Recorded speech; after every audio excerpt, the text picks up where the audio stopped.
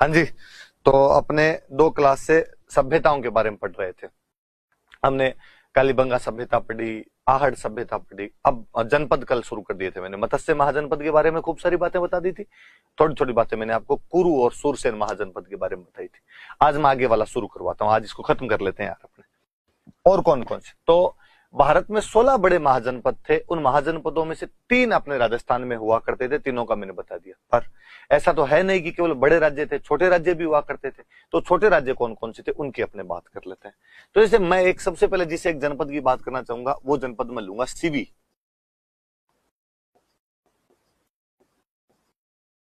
CV जनपद हुआ करता था। मुझे लगता है जब मैं सीवी जनपद नाम ले रहा हूं तो आपके दिमाग में 2nd क्लास आ रही होगी कि सर आपने बताया था कि मेवाड़ के प्राचीन नाम मेदपाट, प्रागवाट और सीवी जनपद है।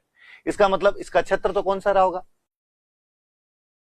तो इसका क्षेत्र मेवाड़ के आसपास का भाग, या मैं ज्यादा कहूं तो चित्तौड़ के आसपास का क्षेत्र। इस क्षेत्र के अंदर ये लोग रहते होंगे। कहते हैं किसी टाइम में ये अपने उत्तर पश्चिमी भारत के अंदर रहा करते थे। सिकंदर के आक्रमण के बाद में ये जो जाति या जनजाति कबीला जो था सीवी, ये इधर अपने चित्तौड़ वाले इलाके के आसपास में आ गए थे। और इनकी जो राजधानी थी वो राजधानी हुआ करती थी माध्यमिका, जिसको आजकल अपने नगरी कहते हैं। अब नाम इसका नगरी मिलता है, बाकी ये माध्यमिका थी। बहुत पुराना शहर है। खूब सारी जगह से इसकी जानकारी मिलती है माध्यमिका की। जैसे माध्यमिका की जानकारी आपको पाणिनि के अष्टाध्यायी से मिलती है। पाणिनि के अष्टाध्यायी में इसकी जानकारी है। बाद में पाणिनि के अष्टाध्यायी पे पतंजलि ने महाभाष्य लिखा था, उसमें भी इसकी जानकारी मिलती है। महाभारत से इसकी जानकारी मिलती है। जैनों का एक अभिलेख मिला है बरली, अजमेर में एक जगह पड़ती है। बरली अभिलेख मिला है। निर्वाण संवत या वीर संवत का अभिलेख है। वीर निर्वाण संवत 84।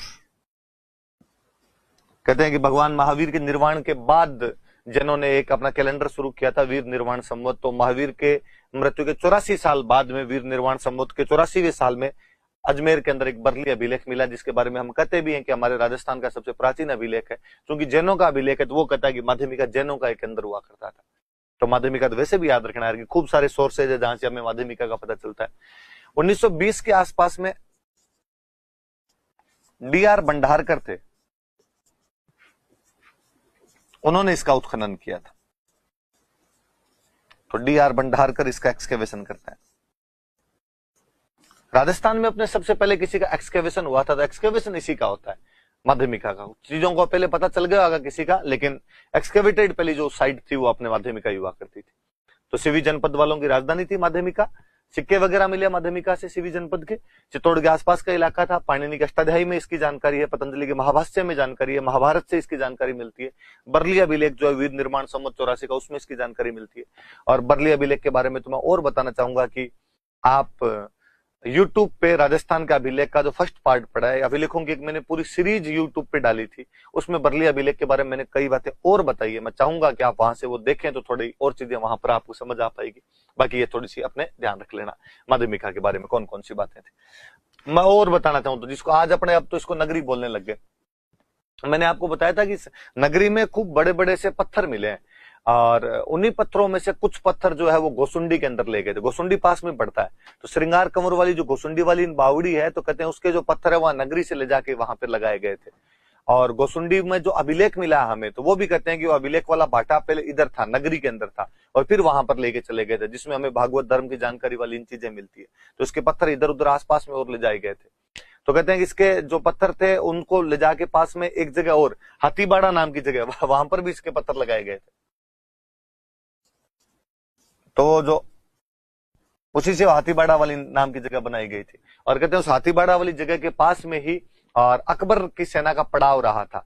तो अकबर ने वहां पर एक मीनार बनवाई थी, मीनार के अंदर रोशनी करते थे, और उस रोशनी से चित्तौड़ के किले पर नजर रखने का काम किया गया था।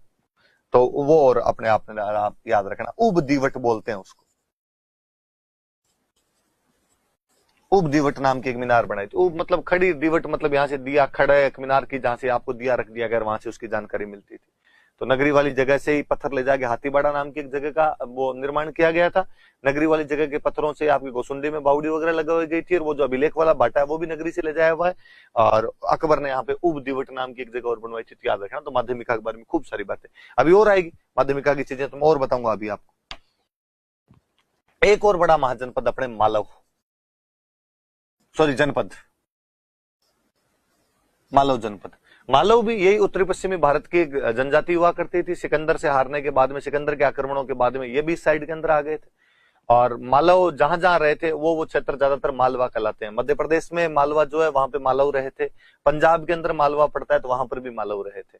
अपने बेसिकली ये जो इलाका था जयपुर और टोंक वाला, इसमें आ गए थे। हालांकि हम बुक्स में पढ़ते हैं कि कोटा और झालावाड़ के कुछ इलाके भी मालव जनपद के अंदर आया करते थे, पर वो उस मालवा के पार्ट थे, मध्य प्रदेश वाले मालवा के पार्ट थे। अपने बीचों बीच में जो था तो जयपुर और टोंक के बीच में था। और इसकी जो राजधानी हुआ करती थी वो राजधानी हुआ करती थी नगर। उसकी नगरी और इसकी नगर है, टोंक में जगह पड़ती है। जो कहते हैं पहले इसका नाम था कारकोट नगर, किसी टाइम में तो इसको कारकोट नगर कहा करते थे। टोंक में जगह भैया। और यहाँ की जो सभ्यता मिली है ना में मालव जनपद की सभ्यता, उस सभ्यता का एक अलग नाम और दिया गया। हमने उसका नाम दिया खेड़ा सभ्यता। हमें किसी एक जनपद के सबसे अधिक सिक्के मिले हैं तो इन्हीं के मिले हैं। कोई पूछे कि राजस्थान में सर्वाधिक सिक्के कौन से जनपद के प्राप्त होते हैं, तो मालव जनपद। 6000 के आसपास सिक्के मिले यार, खूब सारे सिक्के प्राप्त हो जाते हैं। तांबे के सिक्के हैं, खूब सारे सिक्के अपने को यहां से प्राप्त होते हैं। बेसिकली ज्यादातर सिक्के जो है नगर से प्राप्त हुए। हालांकि वो सिक्के एक जगह से और प्राप्त हुए हैं। टोंक में एक जगह और पड़ती है रेड, तो रेड से भी खूब सारे सिक्के प्राप्त हुए। पर रेड में इन मालव जनपद वालों के तो है, इनके अलावा भी और खूब सारे सिक्के प्राप्त हुए। और एक कोई जगह जहां से सबसे अधिक सिक्के प्राप्त होते हैं वो रेड ही है। सर्वाधिक सिक्के प्राप्त होते हैं, अलग अलग प्रकार के सिक्के, मालव जनपद के भी सिक्के, उनमें सर्वाधिक सिक्के प्राप्त हुए। इसका मतलब यह हुआ कि रेड के अंदर सिक्के बनाने का टकसाल रही होगी। इंग्लिश में बोले तो मिंट, टकसाल मतलब जहां पे सिक्के डाले जाते हैं। इसका मतलब यहां पे धातु का काम होगा बहुत अच्छा, कि धातु का मेटल का काम होता होगा तभी सिक्के बनेंगे। इसलिए रेड को अपने प्राचीन भारत का टाटा नगर कहते हैं, कि ये प्राचीन भारत का टाटा नगर है। कैलाशनाथ पुरी थे जिन्होंने रेड का उत्खनन किया था। केएन पुरी कह दो या कैलाशनाथ पुरी कह दो।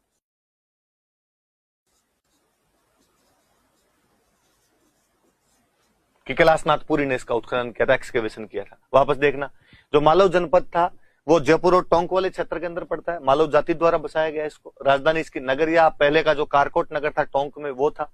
इसकी सभ्यता का एक नाम हमने खेड़ा सभ्यता भी दिया। किसी एक जनपद के सर्वाधिक सिक्के हमें मिले तो मालव जनपद के मिले। ये सिक्के अधिकतर तो इसकी जो राजधानी थी नगर से मिले, हालांकि कुछ सिक्के रेड से भी मिले, पर रेड वह स्थान है जहां राजस्थान में सबसे अधिक सिक्के मिले। अलग अलग टाइम पीरियड के सिक्के मिले हैं। हम कहते हैं यहाँ पे धातु का काम होता होगा, टकसाल रहती होगी, इसलिए हम कहते हैं प्राचीन भारत का टाटा नगर है। कि जिस प्रकार टाटा नगर जमशेदपुर जो है वहां पर धातु का काम होता है, ऐसे प्राचीन भारत में यदि धातु का काम कहीं पर होता था तो रेड में हुआ करता था। और इसका उत्खनन करने वाले कोई थे तो कैलाशनाथ पुरी थे। रेड भी टोंक के अंदर एक जगह पड़ती, तो आपने ये याद रख लेना। फिर एक महाजनपद के बारे में और बताना चाहूंगा आपको, योद्धे।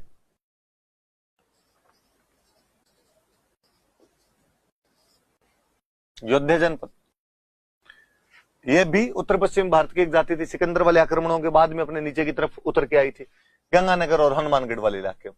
ये क्षेत्र याद रखना है इनके, सीधे सीधे कोई उठा के पूछ लेंगे। श्री गंगानगर और हनुमानगढ़ वाले इलाके के अंदर ये लोग रहा करते थे।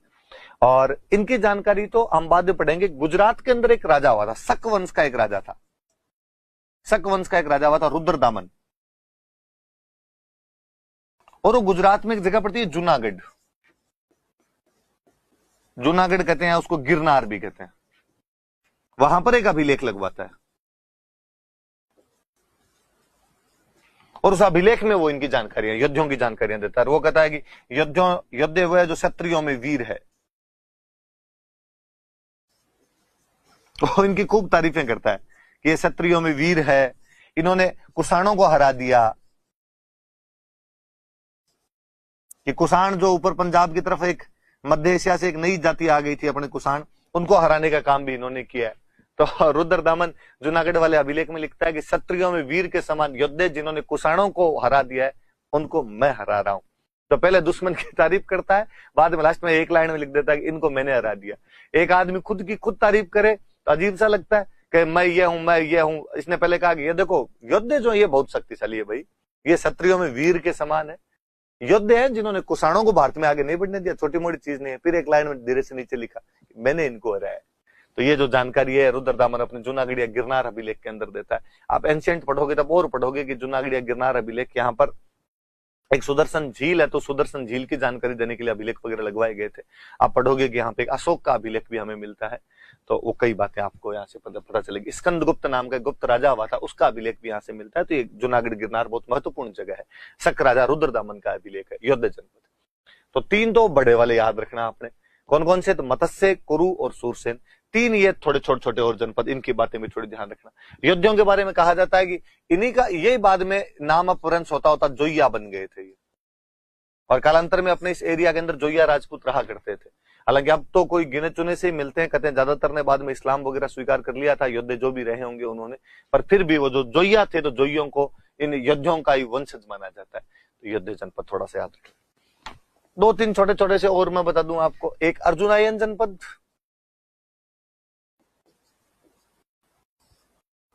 एक आपके हो जाएगा ये कल सालवा में बता ही रहा था आपको, और एक जनपद को राजन ने।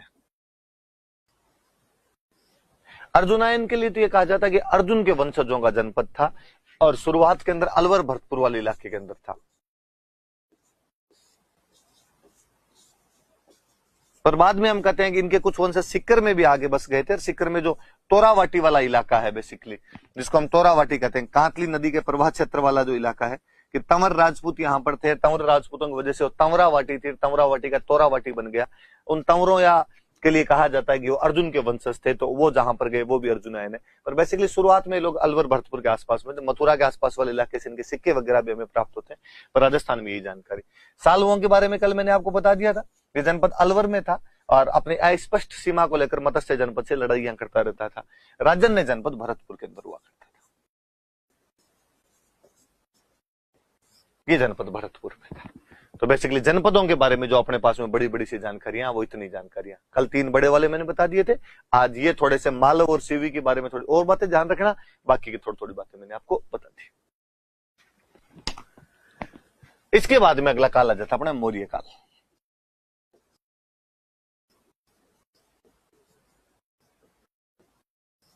मौर्य काल का अपने को जो एक अभिलेख अभिलेख क्या, एक जो मुख्य सेंटर प्राप्त होता है, वो सेंटर है बेराट। अब जयपुर में जो पड़ता है, जिसको आज आप विराट नगर कहते हो, जयपुर के अंदर जगह है। इसकी देखो कुछ बातें तो मैं आपको बता चुका था। मत्स्य जनपद जब मैंने पढ़ाया तो विराट नगर राजधानी थी। कल मैंने कई राजा विराट से संबंधित बातें मैंने बता दी। अपने मौर्य काल की बात करें तो वो है कि यहां से अपने को अशोक के अभिलेख प्राप्त होते हैं।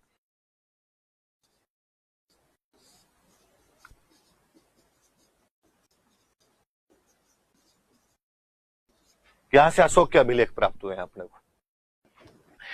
1837 में कैप्टन बर्ट नाम का एक बंदा था, उसने ये अभिलेख यहां से खोजे थे।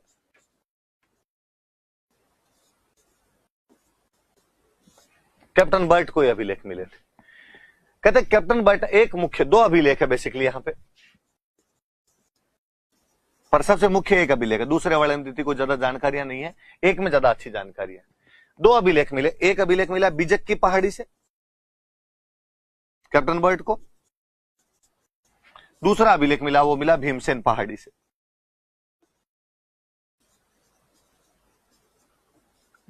बीजक पहाड़ी से जो अभिलेख मिला उसका नाम है भाबरू अभिलेख। कहते कैप्टन बर्ट फौज का अधिकारी था, इसने वो बेराट से अभिलेख लिया, और बेराट से अभिलेख लेने के बाद इनका कैंप भाबरू नाम के गांव में 3 दिन तक बैठा रहा था, इसलिए वो अभिलेख इसने भाबरू में रखा, इसलिए उसका नाम भाबरू अभिलेख पड़ गया। बाकी उसका भाबरू से कोई लेना देना नहीं, भाबरू अलग गांव है, वो बेराट से मिला है और बीजक डूंगरी से वो मिला। बाद में कलकत्ता म्यूजियम में इसको भेज दिया गया था, इसलिए इस अभिलेख का एक और नाम बेराट कलकत्ता अभिलेख है। ये अच्छा अभिलेख है।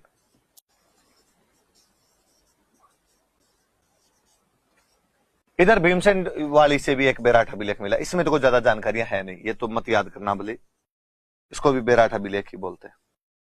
पर 2 अभिलेख मिले, इतना थोड़ा सा अपने को याद रहे। ये थोड़ा याद रखना कि बीजक पहाड़ी पे भाबरू अभिलेख किसको मिला, तो कैप्टन बर्ट को मिला। और कब मिला, तो 1837 के अंदर मिला।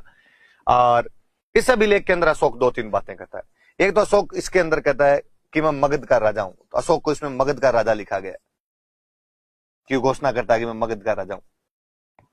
इसी अभिलेख के अंदर अशोक लिखता है कि बुद्धम शरणम गच्छामि, संघम शरणम गच्छामि, धम्मम शरणम गच्छामि।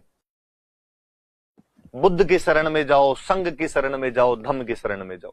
भगवान बुद्ध की जो कोचिंग थी उसका नाम ही संघ था। धम्म, अशोक ने एक कोड ऑफ कंडक्ट बनाया था, क्या करना चाहिए क्या नहीं करना चाहिए, उसकी जो आचार संहिता थी, नैतिक संहिता थी, उसको धम्म कहा जाता है। वो कहता है भगवान बुद्ध को फॉलो करो, मतलब बौद्ध धर्म को फॉलो करो, उनकी कोचिंग संघ को ज्वाइन कर लो, और धम्म जो मैं चला संगम शरणम गच्छामि वाली जो लाइनें हैं, ये आपको यहीं से प्राप्त होती है, इस बेराट वाले अभिलेख से प्राप्त होती है, जिसको हम भाबरू अभिलेख के नाम से जानते हैं, जो कि बीजक पहाड़ी पर 1837 में कैप्टन बर्ट को प्राप्त हुआ था। इसी अभिलेख के अंदर 7 बौद्ध ग्रंथों के नाम लिखे हुए, नाम तक बताए हुए। इसने बताया है कि साहब कौन कौन से नोट्स पढ़ने पड़ेंगे, तब जाके आपका सिलेक्शन होगा, वरना तो आपका सिलेक्शन नहीं होगा। तो 7 अभिलेख वहां से अपने को प्राप्त होते हैं। सॉरी, इस अभिलेख में 7 बौद्ध ग्रंथों के नाम प्राप्त होते हैं। तो सिलेबस और समझाया भाई ने कि क्या पढ़ना चाहिए आपको, क्या नहीं पढ़ना चाहिए। तो एक तो अशोक के अभिलेख मिले, ये एक महत्वपूर्ण चीज है। यहाँ से 2 अभिलेख मिले अशोक के, जिनमें एक अभिलेख अपना महत्वपूर्ण है, भाबरू अभिलेख, वो बीजक की पहाड़ी से मिला। एक और अभिलेख मिला जो भीमसेन की पहाड़ी, उसमें अशोक सिंपल सा कहता है कि मैंने धम्म का प्रचार प्रसार करना शुरू कर दिया और बाकी लोगों को भी धम्म का प्रचार प्रसार करना चाहिए। कब मैंने किया, क्या किया, उस सारे टाइम के बारे में बताता है। धम्म मतलब उसकी जो आचार संहिता है, तो धम्म के प्रचार प्रसार की जानकारी देता है। मैं फिर चाहूंगा कि आपको यदि टाइम मिले तो अभिलेख वाली सीरीज के अंदर इसके बारे में भी खूब बातें बताई हुई। हालांकि एग्जाम पॉइंट ऑफ व्यू से इतनी ही बातें, पर उस टाइम में जब यूट्यूब पे पढ़ा रहा था तो मैं खूब सारी बातें इधर उधर की दूसरी भी बता दी मैंने। आप चाहो तो वहां पर भी इन बेराट वाले अभिलेख के बारे में भी मैंने विस्तार से खूब सारी बातें बताई। किसी का ज्यादा इंटरेस्ट हो तो वो भी सुन लेना आपने भले। तो एक तो बेराट में अशोक वाले अभिलेख की सीधी सीधी सी ये बात, 2 बातें याद रखनी। मगध का राजा कहा गया, बुद्ध संघ और धम्म में अपनी निष्ठा व्यक्त करता है, 7 बौद्ध ग्रंथों की जानकारी देता है। अब जब ये 1837 में यहाँ पर मिला, तो आप यदि राजा महाराजा चेक करेंगे तो उस समय अपने राम सिंह सेकंड अपने यहाँ पे राजा हुआ करते थे जयपुर में, जयपुर के अंदर आता था। तो राम सिंह सेकंड ने कहा यार ये गोरे यहाँ से ठीक उखाड़ उखाड़ के लेके जा रहे हैं, अपने भी पता लगाओ कुछ मिलता है कि नहीं मिलता है। तो राम सिंह, जयपुर के राजा जो राम सिंह सेकंड थे, उन्होंने भी यहाँ पर उत्खनन करवाया था, उनके टाइम में यहाँ पर उत्खनन करवाया गया। और जब उत्खनन करवाया गया तो यहाँ पर एक सोने की छोटी सी संदूक मिली, स्वर्ण मंजूसा, मंजूसा मतलब संदूक, और उसके अंदर यू राख सी है। और ऐसा कहा जाता है कि शायद भगवान बुद्ध के अवशेष है, रेमनेंट्स ऑफ लॉर्ड बुद्धा। और ऐसा माना जाता है कि भगवान बुद्ध के मरने के बाद में उनके जो राख थी, उसके जो अवशेष थे, उनको अलग अलग स्थानों पर ले जाकर रखा गया था, अलग अलग स्थानों पर ले जाके स्तूपों के अंदर उसको वहां पे जमाया गया था, लोग उनकी पूजा किया करते थे। तो बेराट भी बौद्ध धर्म का एक मुख्य केंद्र था। इसीलिए अशोक जो अपना है वो यहाँ पर अभिलेख लगवा रहा है बौद्धों को इंप्रेस करने के लिए। और वो कहता देखो मैं भी आपके बुद्ध भगवान को कितना मानता हूं, और इसीलिए यहाँ पर स्तूप वगैरह रहा होगा जिसके अंदर भगवान बुद्ध के अवशेष रहे होंगे। ऐसी एक बात कही जाती है कि वो स्वर्ण मंजूसा यहाँ पर मिली थी। गौरव ने करवाया 1936 में, दयाराम साहनी अपने यहाँ पर उत्खनन करते हैं बाद में, जब सिंधुगढ़ सभ्यता की खोज हो गई थी उसके बाद कहा भाई यहाँ और पता लगाया जाए, तो दयाराम साहनी ने यहाँ पर उत्खनन किया था। और ज्यादा चीज तो कोई मिली नहीं मिली, पर एक तो पहाड़ियां, पहाड़ियों में कुछ ना कुछ लिखा हुआ है, जो वो जब आप लिखा हुआ देखोगे तो ऐसे लगेगा जैसे शंख जो होता है, शंख जो बजाया जाता है अपने, तो शंख की आकृति में लोग लिखा करते थे। तो यहां से शंख लिपि प्राप्त होती है। तो कोई आपसे सिंपल सा पूछेगा कि बेराट की लिपि को क्या कहा गया है, तो उसे शंख लिपि कहा गया। एक यहाँ के वो जो चट्टाने हैं उनके अंदर हमें खूब सारे चित्र मिले, सेल चित्र, रॉक पेंटिंग्स, खूब सारी रॉक पेंटिंग्स भी हमें है यहाँ से प्राप्त होती है। तो बेराट के बारे में ये बातें भी याद रखना भाई। एक तो बेराट में अशोक वाले अभिलेख मिले हैं, 2 अभिलेख अपने को, एक तो बीजक पहाड़ी से, एक भीमसेन की पहाड़ी से, उसको भाबरू अभिलेख कहा जाता है। बेराट कलकत्ता अभिलेख भी कहा जाता है क्योंकि बाद में कलकत्ता भेज दिया था उसको। एक बेराट अभिलेख और है दूसरा, उसमें तो धम्म की बातें करता है। इधर वाले में वो कहता है कि बुद्ध, संघ और धम्म तीनों में मैं विश्वास रखता हूँ, और 7 बौद्ध ग्रंथों की जानकारी देता है, खुद को मगध का राजा बताता है वो। तो वो थोड़ी बातें याद रख लेना। और राम सिंह सेकंड ने उत्खनन करवाया, एक स्वर्ण मंजूसा मिली जिसमें शायद भगवान बुद्ध के अवशेष रहे हुए होंगे। 1936 में दयाराम साहनी ने उत्खनन किया था। यहाँ की जो लिपि है उसको संख लिपि कहा गया है। यहाँ की चट्टानों में हमें चित्र मिले तो रॉक पेंटिंग्स प्राप्त होती। यहाँ पर वो एक बंदा आके गया था, हवेनसांग, चीनी यात्री था हवेनसांग। तो हवेनसांग ने बेराट की यात्रा की थी।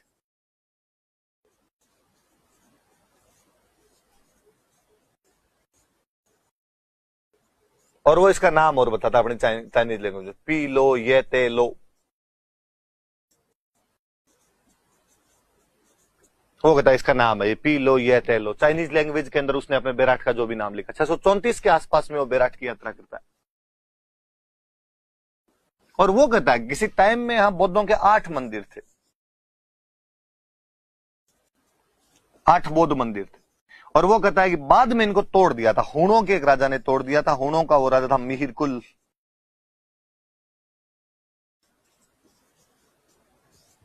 कि मिहिरकुल ने बाद में इनको तोड़ दिया था, ऐसा वो कह के गया। मिहिरकुल हुण था, हुण बौद्धों के शत्रु हुए, भगवान शिव के भक्त हुआ करते थे। तो हो सकता है मिहिरकुल ने ये कांड कर दिया, इसमें कोई बड़ी बात तो नहीं।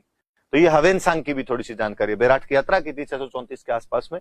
पी लो ये ते लो अपनी चाइनीज लैंग्वेज के अंदर वो इसको लिखता है ऐसा। 8 बौद्ध मंदिरों की उपस्थिति बताता है यहाँ पर वो। और वो कहता है कि हुण राजा मिहिरकुल ने बाद में इनको तोड़ दिया था क्योंकि वो बौद्धों के शत्रु थे। मौर्य बेराट के बारे में तो लंबी बातें मिलती है अपने को कि बेराट के मौर्यों के टाइम से जानकारी मिलने लगती है। हवेनसांग बहुत बाद में आया था, हर्षवर्धन के शासन काल में आया था। वहां तक की अपने को जानकारी बेराट से कुछ ना कुछ मिल जाती है। पर चूंकि हम तो अभी मौर्य काल पढ़ रहे हैं, तो मौर्य काल तो खत्म हो गया, कभी का कभी खत्म हो जाता है। 185 बीसी के आसपास ही मौर्य काल खत्म हो जाता है। पर मौर्यों के बारे में अपने राजस्थान में थोड़ी जानकारियां और मिलती है अपने को। जैसे तो मौर्यों के बारे में एक जानकारी यह है कि किसी चित्रांग मौर्य नाम के राजा ने अपने चित्तौड़ का किला बनवाया था। चित्रांग मौर्य ने चित्तौड़ किले का निर्माण करवाया था।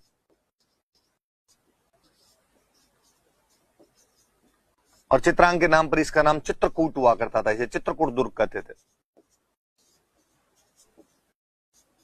यह भी है कि उसने यहां पर एक तालाब बनवाया था और उस तालाब का नाम था चतरंग, चतरंग पौंड बनाया था। ये जितनी भी जानकारी है हमें इसके बारे में, ये एक बुक से मिली है, कुमारपाल प्रबंध।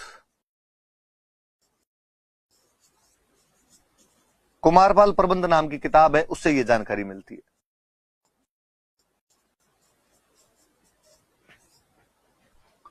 कुमारपाल प्रबंध के अनुसार चित्रांग मौर्य ने चित्तौड़ का किला बनाया था, इसे चित्रकूट दुर्ग कहा जाता है। और इसने चतरंग तालाब की वहां पर स्थापना की थी।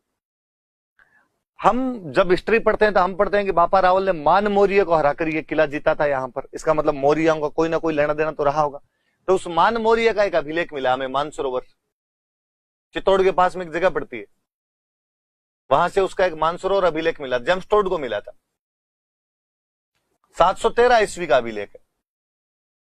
4 राजाओं के नाम है इसमें, उसके पूर्वजों के नाम है महेश्वर, भीम, भोज और मान। और मान ने सरोवर बनाया इसलिए नाम है मानसरोवर। तो इसने अभिलेख लगवा दिया, इसने जब वो तालाब वहां पर बनवाया था अभिलेख लगवा दिया उसके पास में। और उसमें अपने 4 पूर्वजों के, अपने समेत 4 पूर्वजों के नाम लिख देता, महेश्वर, भीम, भोज और मान। जेम्स टोड को अभिलेख मिला था। टोड जब लंदन जा रहा था तो बीच में टूट गया था, तो समुद्र में फेंक के चला गया था इस अभिलेख को। पर हमें जानकारी वो अपनी किताब में देता है कि मेरे को ऐसा ऐसा का अभिलेख मिला। अब 713 के अंदर यहां पर यदि मान था तो कोई बड़ी बात नहीं कि 734 में बापा रावल उसी को हराकर यहां पर कब्जा कर लेता है। तो ये भी एक सही बात है अपने आप। फिर मौर्यों का एक अभिलेख अपने को मिलता है कणसवा, शिव जी का मंदिर है, कणसवा शिवालय अभिलेख मिला है कोटा से।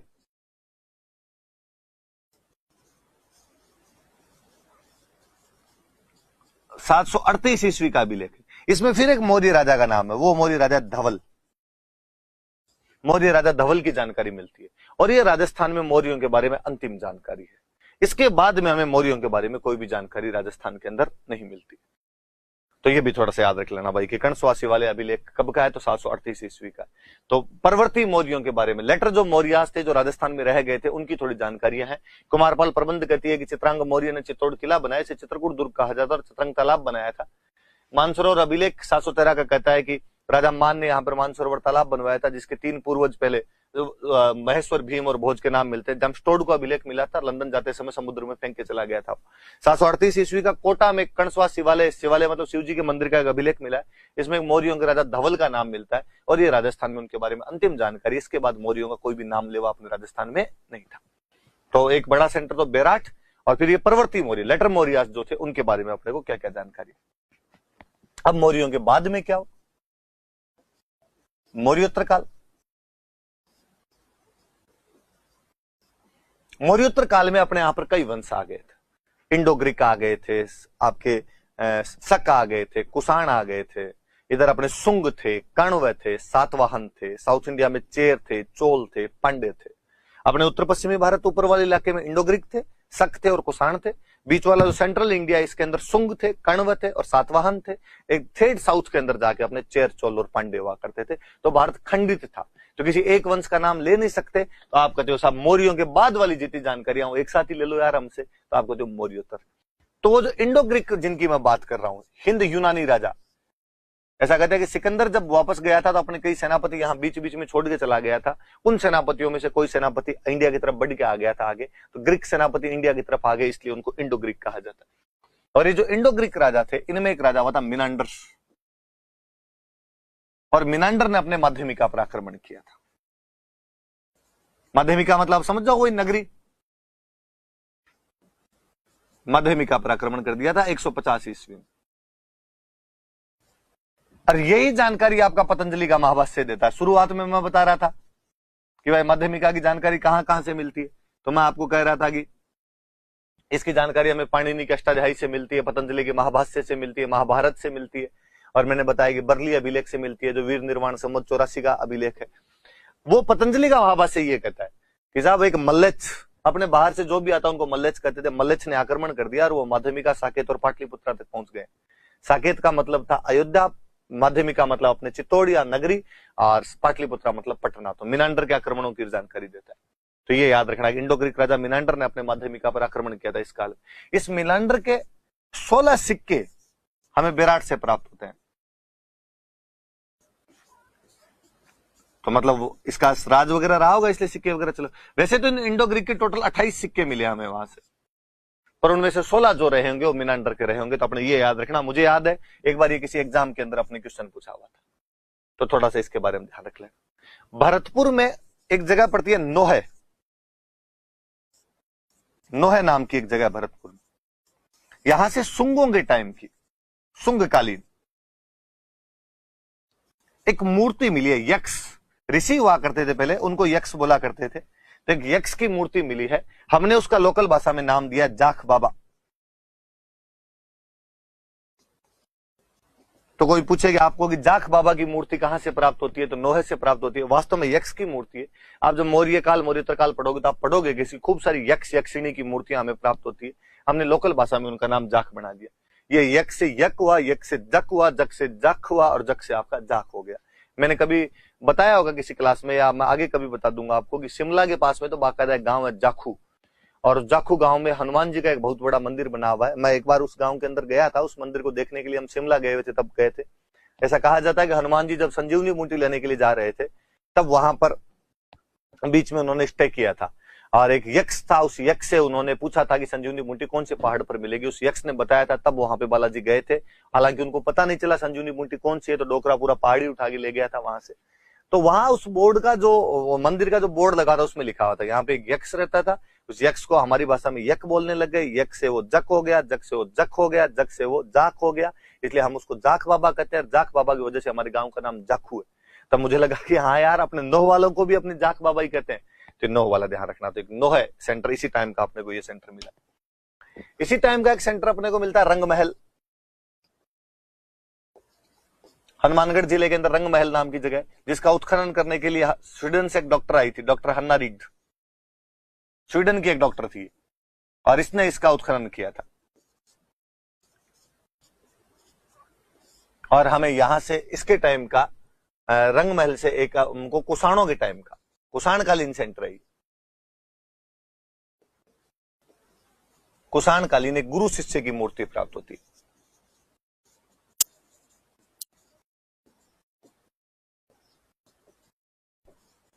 गुरु शिष्य की मूर्ति यहां से प्राप्त होती थी। ये थोड़ा सा एक याद रख लेना कि रंगमहल का उत्खनन किसने किया, डॉक्टर हन्ना रीड ने किया था।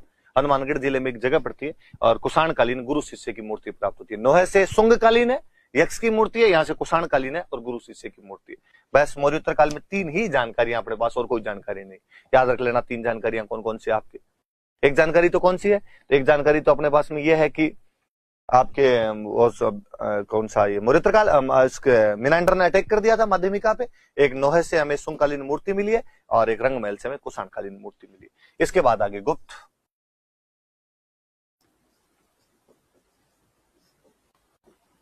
गुप्त काल में राजस्थान में सबसे बड़ा कोई सेंटर था तो वो सेंटर था बयाना। बयाना एक सेंटर हुआ करता था और बयाना के अंदर समुद्रगुप्त ने कहते हैं आक्रमण किया था और समुद्रगुप्त ने यहां पर विजय स्तंभ बनवाया था। हम कहते हैं हमारे राजस्थान का पहला विजय स्तंभ है। ये याद रखना है एक तो कि बयाना भरतपुर में एक जगह पड़ती है, यहां से समुद्रगुप्त का जो एक विजय स्तंभ हमें प्राप्त होता है कि समुद्रगुप्त यहां पे अटैक करता है और उसने विजय स्तंभ का निर्माण करवाया। बाद में गुप्तों का कोई एक उत्तराधिकारी या सामंत का जो एक सामंत हुआ था विष्णुवर्धन, उसका यहां पे राज रहा था, वह वरिक वंश का था। वरिक वंश का बंदा था। तो एक बार आरपीसी वालों ने क्वेश्चन पूछ लिया था कि बयाना में कौन से वंश का अधिकार रहा था, तो वरिक वंश का। उसने कहते हैं यहां पर एक यज्ञ करवाया था और यज्ञ करने के बाद यहां पर एक पिलर लगवाया था। उस पिलर को बोलते हैं भीमलाट। ये थोड़ी सी बात याद रह जाए आपके कि बयाना के अंदर विष्णुवर्धन नाम का एक वरिक वंश का राजा जो गुप्तों के सामंत के रूप में यहां पे काम कर रहा होगा, उसने यहां पर एक यज्ञ करवाया था, भीमलाट नाम का एक पिलर लगवाया था। 392 ईस्वी का अभिलेख मिलता है बाकायदा इसका, विजयगढ़ अभिलेख है, विजय मंदिरगढ़ अभिलेख कहते हैं। बयाना का नाम विजय मंदिरगढ़ था। कहते हैं यहां पर बाद में एक प्रतिहार राजा हुए थे लक्ष्मण सेन, और उन लक्ष्मण सेन की एक रानी थी चित्रलेखा, और रानी चित्रलेखा ने यहां पे उषा मंदिर का निर्माण करवाया था। भगवान कृष्ण के एक वंशज हुए थे अनिरुद्ध, अनिरुद्ध की जो रानी थी उनका नाम उषा था, उनके नाम पर उषा मंदिर का निर्माण करवाया गया था। रानी चित्रलेखा जो लक्ष्मण सेन जो प्रतिहार राजा थे उनकी रानी हुआ करती थी, उसके द्वारा करवाया गया था। बयाना के बारे में एक याद रखने वाली बात यह कि बयाना अपने मध्यकाल में नील की खेती का सबसे मुख्य केंद्र था। इंडिगो एग्रीकल्चर खूब सारी हुआ करती थी, यहां पे नील की खेती हुआ करती थी, नील की खेती का मुख्य केंद्र हुआ करता था। बयाना में गुप्तों के सबसे अधिक सिक्कों का ढेर मिला है। बयाना के पास में एक जकली एक जगह पड़ती है नगला छेल, वहां नगला छेल से गुप्त सिक्कों का ढेर मिला है। गुप्तों के सबसे अधिक सिक्के यहां से मिले। तो इसका मतलब जो बयाना है ये गुप्तों का मुख्य केंद्र रहा होगा। और ये तो बड़ा जोरदार 1946 के आसपास में भरतपुर दरबार थे ब्रजेंद्र सिंह जी, शिकार खेलने के लिए गए थे। बयाना के पास जो नगला छेल नाम की जगह है, तो वहां पे जब शिकार खेलने के लिए गए तो वहां घोड़े की टापों से नीचे वो सिक्के निकल गए थे। जमीन के अंदर वो जैसे दबाव पड़ा जमीन में, वो सिक्के जो भी थे तो बाहर आ गए। वहां पता चला गया सिक्कों को इतना बड़ा ढेर 1821 सिक्के प्राप्त होते हैं। तो सबसे बड़ा गुप्तों का सिक्कों का ढेर कहां से मिला, तो बयाना ही नाम लेते हैं। बाकी एग्जैक्टली जगह नगला छेल नाम की जगह जहां से वो सिक्के प्राप्त होते हैं। तो बयाना वाली बातें याद रखना भाई। समुद्रगुप्त ने यहाँ पर विजय स्तंभ बनवाया था, गुप्तों के सिक्कों का एक ढेर मिला, 1821 सिक्के मिले। सबसे अधिक सिक्के उनमें चंद्रगुप्त सेकंड के, चंद्रगुप्त सेकंड नाम का राजा था, उसके सबसे अधिक सिक्के मिले यहाँ से। और विष्णुवर्धन जो गुप्तों का एक सामंत रहा होगा, जो स्वयं वरिक वंश से संबंधित रखता होगा, उसने यहाँ पे यज्ञ करवाया था। और उसके बाद एक भीमलाट, जैसे अपने ईसर लाट पड़ते वैसे भीमलाट बना दी होगी। प्रतिहार राजा लक्ष्मण सेन की पत्नी चित्रलेखा ने रानी ने यहाँ पे उषा मंदिर का निर्माण करवाया था। और मध्यकाल के अंदर जो आपने बयाना था वो नील की खेती का एक मुख्य केंद्र रहा था। और चीजें थोड़ी सी पढ़ लेते। एक अभिलेख मिला अपने को, बड़वा अभिलेख, 12 से एक अभिलेख मिलता है। 12 जिले से अभिलेख मिला, 238 ईस्वी के आसपास का अभिलेख है, शायद तक मेरे याद आने में यही है। और इससे एक वंश की जानकारी मिलती है, मोखरी, मोखरी वंश की जानकारी मिलती। यहां पर भी मोखरी वंश के राजाओं ने यहां पर यज्ञ करवाया और यज्ञ के बाद में यहां पे 4 पिलर लगवाए, 4 स्तंभ लगवाए और 4 स्तंभों में से 3 पे लेख लिखवाई उन्होंने, 3 पे लेख लिखे। अपने सीधी सी बात याद रखने की, मोखरी वंश की जानकारी वाले अभिलेख कहां से प्राप्त होते हैं, तो बड़वा से हमें ये अभिलेख प्राप्त होते हैं। 4 पिलर है, उनमें 3 पर अपने को लेख लिखे हुए। यज्ञ के बाद में पिलर लगाए गए थे, यूप बोलते थे, यूप। यज्ञ के बाद में जो भी पिलर लगाए जाते यूप, तो यूप लगवाए मैं यहाँ पे। तो ये याद रख लो। अभी मैं आपको बात कर रहा था एक बंदे की, आपके मिहिर कुल की। मिहिर कुल ने अपने बाड़ोली नाम की एक जगह है, यहां पर शिव मंदिर बनवाए थे। मैंने कहा था कि बौद्धों के मंदिर तो तोड़ दिया करते थे और शिव जी के मंदिर बनवाया करते थे, तो ये मिहिर कुल द्वारा बनवाए गए थे।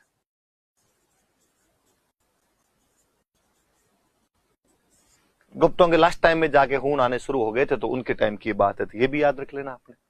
और एक गुप्तों के टाइम में मंदिर अपने कोटा में एक जगह पड़ती है चार चोमा, यहां पर भी अपने गुप्तकालीन मंदिरों का एक समूह मिला, खूब सारे अलग अलग प्रकार के मंदिर मिले, गुप्तकालीन मंदिर समूह। तो कोई पूछे कि कोटा में कौन सा स्थान है जहां से गुप्तकालीन टेम्पल कॉम्प्लेक्स मिलता है हमें, तो वो चार चोमा नाम की जगह।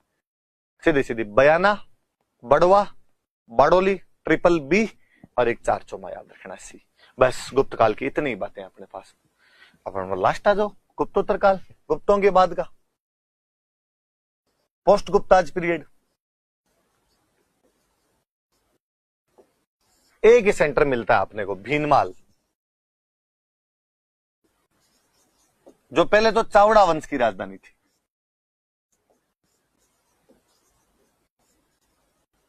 चावड़ा राजपूत हुआ करते थे, उनकी राजधानी थी। चावड़ा कहते हैं, या इन चावड़ों को चाप कहते हैं, या इनको चापोतकट कहते हैं। कई जगह से इनकी जानकारी भी मिल जाती है, जैसे एक तो बसंतगढ़ वाला अभिलेख जो पहली क्लास में हम बात करते हैं, उस बसंतगढ़ वाले अभिलेख के अंदर ऐसी बातें हैं कि चावड़ों का एक राजा था वरमलात, और वरमलात का एक सामंत था राजिल, और वह अर्बुद देश का स्वामी है।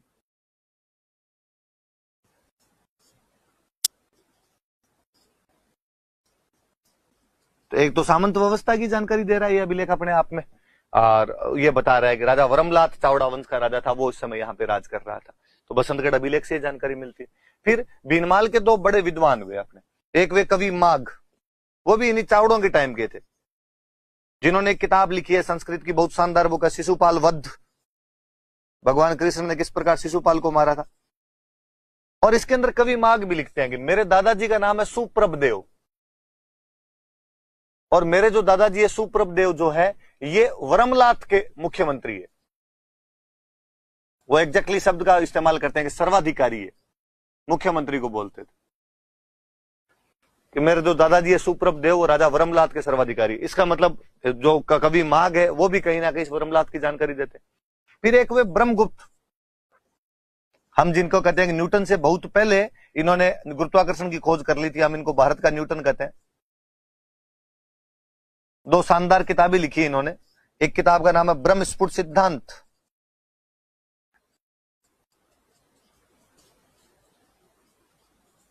एक किताब का नाम है खंड खाद्यक। ब्रह्मस्फुट सिद्धांत और खंड खाद्यक नाम की दो किताब लिखी। ब्रह्मस्फुट सिद्धांत के अंदर वो लिखते हैं कि यहां पर एक राजा है, उसका नाम है व्याघ्रमुख, और वो चाप वंश का राजा है।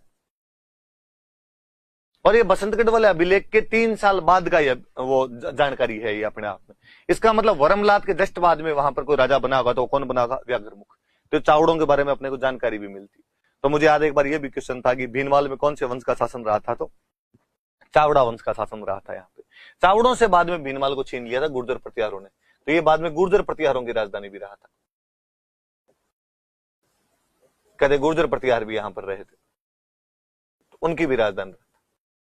फिर आपका वही अवेनसांग, वो इधर भी चक्कर काट के गया था, बेराट की भी यात्रा की थी, उसने भीनमाल की भी यात्रा की थी। और भीनमाल का वो नाम देता है पीलो मोलो, उसका पीलो ये तेलो, इसका देता हो पीलो मोलो। चाइनीज भाषा में जैसे ही नाम होंगे भाई, तो उसने इधर भी यात्रा की थी। तो भीनमाल के बारे में थोड़ी बातें याद रखना कि भीनमाल चावड़ा वंश की राजधानी थी। इसे चाप वंश, चापोतकट वंश भी कहा जाता है, जिनकी जानकारी हमें बसंतगढ़ अभिलेख से मिलती है, जिसके अनुसार राजा वरमलात के सामंत राजिल को अर्बुद देश मतलब आबू का स्वामी घोषित किया गया था, जो एक तरीके से सामंत व्यवस्था की जानकारी देता है। राजस्थानी आदित्य शब्द भी हमें सबसे पहले इसी के अंदर मिलता है, और चावड़ा वंश की जानकारी मिलती है। कवि माघ जो यहीं के रहने वाले थे, शिशुपाल वध के अंदर लिखते हैं, जब अपनी जानकारी देते हैं कि मेरे दादाजी जो थे सुप्रभदेव वो राजा वरमलात के सर्वाधिकारी थे। और इसके इस अभिलेख के 3 साल बाद ब्रह्मगुप्त ने अपने ब्रह्मस्फुट सिद्धांत लिखी, जिसमें वो यहाँ पे चाप वंश के राजा व्याघ्रमुख का उल्लेख करते हैं। और जो ब्रह्मगुप्त थे उनको हम भारत का न्यूटन कहते हैं। इनकी एक और किताब, उस किताब का नाम है खंड खाद्यक, और ये बाद में गुर्जर प्रतिहारों की राजधानी बन गई थी। हवेनसांग इधर भी यात्रा करता है और हवेनसांग ने इसको पीलो मोलो कहा है। यह हो गया अपने गुप्तोत्तर काल की ज्यादातर जो जानकारियां हैं, ये एक ही जानकारी थी अपने पास। अब बड़े बड़े सेंटर तो ये हो गए, थोड़े कुछ सेंटर बीच बीच में से और रह गए, मैं उनकी जानकारी दे देता हूं। जैसे एक सेंटर है अपने गणेश्वर, गणेश्वर सीकर जिले में, कांतली नदी के किनारे। आरसी अग्रवाल सर ने इसका उत्खनन किया, तांबा मिला, खूब सारा तांबा मिला, खूब सारा। हम तो कहते हैं वास्तव में हड़प्पा को तांबा इधर से जा रहा था, पास में खेतड़ी, तांबा मिलना ही है वहां से, तो यहां से कालीबंगा जाता और कालीबंगा से आगे हड़प्पा वालों को भेजा करते थे। और सबसे पुराने तांबे के उदाहरण अपने यहीं से मिलते हैं, तो हम कहते हैं ताम्र युगीन सभ्यताओं की जननी है, कि मदर ऑफ कॉपर सिविलाइजेशन कोई है तो गणेश्वर है, ताम्र युगीन सभ्यताओं की जननी। ये याद रखनी है एक बात। फिर ये सीकर में, फिर एक जगह अपने को मिली है सुनारी, ये वही झुंझुनू में है ये जगह, सेम कांतली नदी के किनारे, कांतली इन दो में बती है, ज्योग्राफी वाले सर और अच्छे से पढ़ाएंगे आपको। और यहां पे लोहे भट्टियों के प्राचीनतम अवशेष है, उधर तांबे के इधर लोहे के, बस ये याद रखना है। लोहे भट्टियों के प्राचीनतम अवशेष, वो तांबे के प्राचीनतम अवशेष है, यहां से लोहे के। और ये तो कहते हैं कि लगभग वैदिक काल के आसपास की बस्ती थी, वैदिक बस्ती बताते हैं इसको, कि वैदिक बस्ती रही होगी यहां पे। फिर इसके बाद में और कोई जगह, एक जगह है ईसवाल,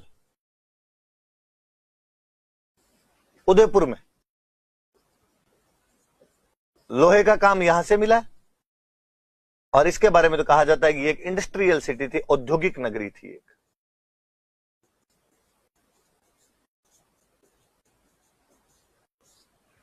एक जगह अपने नागौर में कुराड़ा,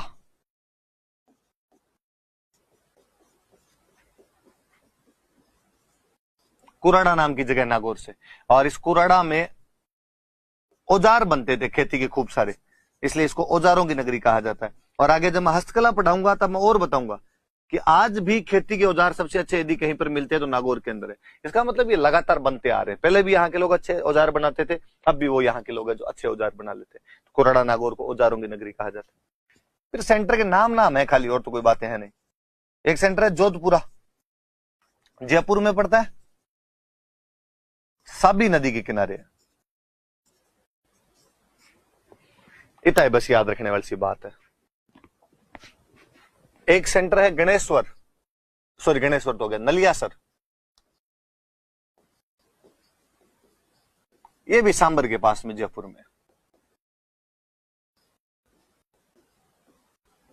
सेंटर के नाम को सीधा पूछ ले। एक हड़प्पा कालीन एक ही मिला है बरोर, श्री गंगानगर में। बस नाम याद रखना, कोई प्रीलिम्स में पूछ लेगा, हड़प्पा के अवशेष मिले हैं, मतलब हड़प्पा कालीन सभ्यता के अवशेष है ना, हड़प्पा का कहने का मतलब। एक सेंटर है जालोर में एलाना,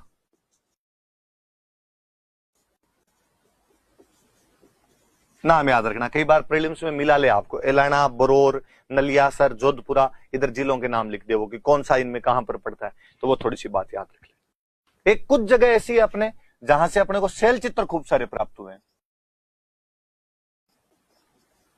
बेसिकली तो ये एक तो कोटा के अंदर चंबल नदी के आसपास वाले इलाके में, और एक बूंदी में, छाजा नदी के आसपास के इलाकों। तो थोड़े से जगह का नाम वगैरह याद रख लेना कि छाजा नदी के आसपास में कौन से हैं और ये दूसरे वाले कौन से हैं।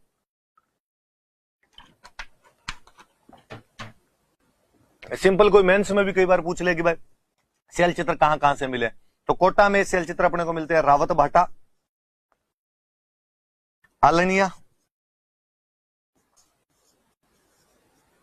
और कन्यादह, मतलब चंबल के आसपास वाले इलाकों में इन्हीं जगह से अपने को मिले, रावत भाटा, आलनिया और कन्यादह में, चंबल नदी के आसपास में। इधर बूंदी से एक जगह मिलती है अपने को गड़दड़ा, सिंपल कोई गरदड़ा से क्या मिले, शैल चित्र प्राप्त हुए। रावत भटा आलनिया कन्यादेश से क्या मिले, शैल चित्र प्राप्त हुए। विराटनगर मैंने बता दिया शैल चित्र वाला। एक दो जगह आपकी अलवर में हरसोरा और डडीकर, ये अलवर की दो जगह जहां से अपने को शैल चित्र प्राप्त होते हैं। और एक जहां तक मेरे को याद आता सिक्कर में एक जगह पड़ती है सोहनपुरा। इनमें से एक बार क्वेश्चन पूछा हुआ है भाई, तो थोड़ा याद रख लेना। यहां से भी अपने को शैल चित्र वगैरह प्राप्त होते हैं। ये आपके मुख्य मुख्य जगह भाई, ये मुख्य मुख्य साइट वापस देख लो बोले। ये दो तीन तो नाम है, कुछ शैल चित्र कहां कहां से है। तो कोटा में चंबल नदी वाले क्षेत्र में, बूंदी में छजा नदी वाले क्षेत्र में, और ये रावत भटा आलनिया और कन्यादेश। कन्यादेश साइड तक जहां तक चेक करना 12 होना चाहिए। मेरे कोटा पता नहीं क्यों याद आ रहा है। रावत भटा और आलनिया तो कोटा में ही है। गरदड़ा बूंदी के अंदर जगह पड़ती है। हरसोरा डडीकर अलवर के अंदर है। सोहनपुरा अलवर में, सॉरी सोहनपुरा सिक्कर में, मैं गलत लिख गया, ये सिक्कर में।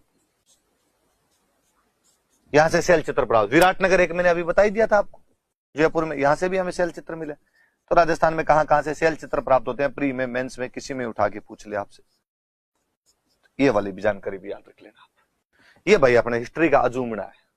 हिस्ट्री यहां पर खत्म होती है। हिस्ट्री का अपने कोई टॉपिक नहीं बचा। हमने प्राचीन पढ़ ली, हमने मध्य पढ़ ली, हमने आधुनिक पढ़ ली। अब हम जो भी शुरू करेंगे वो टोटल चीजें कल्चर के अंदर पढ़ेंगे। Thank you.